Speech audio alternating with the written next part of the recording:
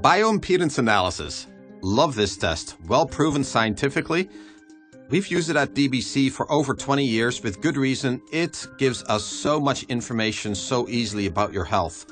It measures some very important biomarkers. Make sure that if you come in to do the BIA, that you're not wearing pantyhose, that you do not eat an hour before testing, and no extreme exercise 12 hours before we test. No caffeine, please, and do not consume alcohol 24 hours before testing.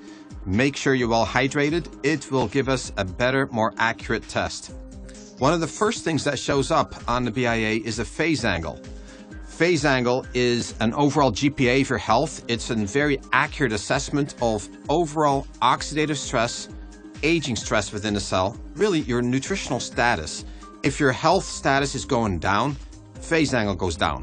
When it's rebounding and going up, it goes up. It is a wonderful overall measurement and will allow the doctors to see if you're responding to the therapeutic modalities that we're giving you, to your lifestyle changes. Keep in mind that as we age, it does drift downward a bit.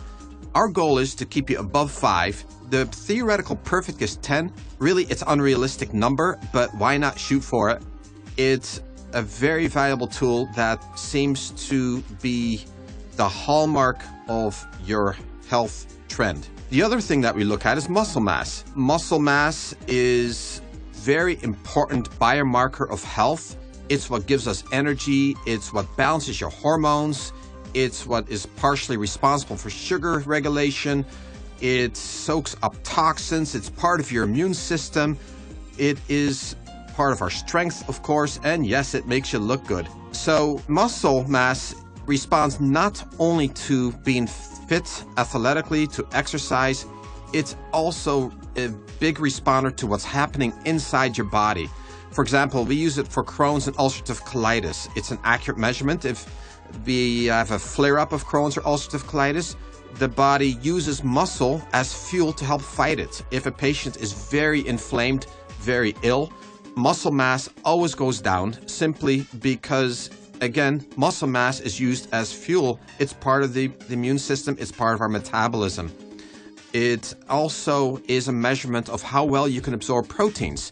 If a patient has malabsorption syndrome or anything going on in the gut that may impede absorption of proteins, muscle mass goes down or simply does not respond to exercise like we would think it should. With women, we really would like this number to be at about 35%.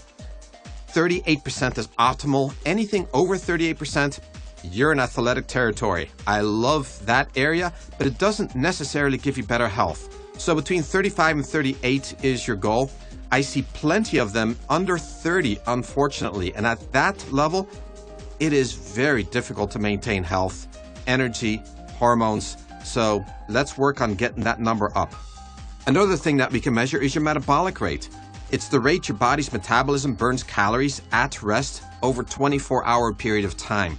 So this number, of course, is altered when you exercise. This number, again, the higher the better. Who doesn't want energy? Who doesn't want a fast metabolism? With low metabolism, this can be an indicator of low muscle mass, thyroid issues, adrenal problems, other metabolic disorders. Again, we want that number with women to be at least 1,500 to 1,800. Higher is better. Once it drops down to 1,200 or so, we're really looking at some serious metabolic issues that need to be addressed. Body fat. Most women, this is their enemy. There is an ideal territory though. Less is not always better. You want to be at least 18%.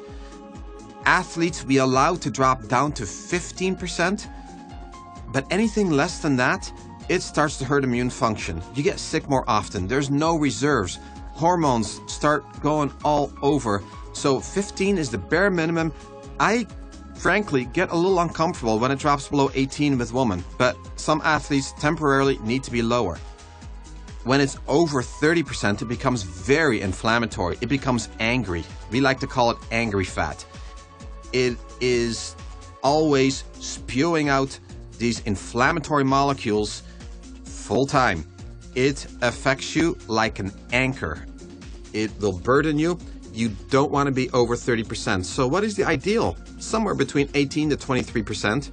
And where your fat is stored is, of course, very important as well. And if you are storing fat mainly in the belly, you are looking at some serious adrenal or sugar issues. If it's more in the hips, estrogen issues. So if it's all over, you're looking at more just eating too much, not exercising enough, or overall metabolic disorders. So to repeat, fat, very important. It is not just for how you look, it's a very important component of health. Water is another biomarker that we measure. Total body water is pretty important. I find it to be one of the top nutritional deficiencies that we measure at DBC. Total body water needs to be at least over 50%, and ideally, I would like it 60 to 65%. When it drops to less than 50%, your joint health will suffer. Synovial fluid, which is the slippery stuff that keeps things moving, declines. Skin health suffers. Brain becomes foggy. You become less sharp. And overall organ function declines, including the mitochondrial function in the cells, which would then go back to our other biomarker, decrease your phase angle. So water is cheap. Let's ingest it. Let's get it over 50%. If you have been less than 50% for a long time, it takes a bunch of months to get it back up. Your body is no longer used to having that amount of water in it, and you will urinate most of it out, but little by little, you will get it over 50%. Remember the ideal, let's get it over 60. A very important subcomponent of your total body water is how much water you have inside cells and how much water you have outside cells. So let's cover the intracellular water first. Cells are a little bit like grapes. Think of the intracellular water as the water inside the grape. And if you start losing that intracellular water, that grape starts looking more like a raisin. And all the functions within that cell starts declining precipitously. Mitochondrial function goes down, thus energy production goes down. The function of that cell declines. So let's say, for example, this happens to be a liver cell. Your detoxification ability goes way down. Your ability to regulate sugar is way down. Your ability to regulate hormones goes way down. All things that the liver does. So you want more water inside your cells than outside. When the water moves outside, it indicates inflammation, toxicity, poor health in general. It is really a powerful way to measure toxicity and inflammation. So you want more water inside your cells, less water outside your cells. And the ideal ratio, about 60% inside, 40% outside. I watch this number like a hawk because wherever the water is flowing to, going inside the cells or outside the cells, whatever the trend is, tells me which way the patient's health is trending. I cannot think of a more accurate measurement that is more sensitive for inflammation. This is a power one, folks. So I've just touched the surface on BIA. There's many other things it measures as well, capacitance and impedance, and these are all things that are important as well, but really gets into some pretty hard science. So we covered the ones that I think is important for you to know. This is a wonderful, easy, painless way to monitor which way your health is trending and how well you're responding to your lifestyle changes, the nutraceuticals that we're doing, and everything else that we are doing to affect your health. So refer to our DBC resources page for more information. You'll find lots of interesting things there about the BIA, so go for it.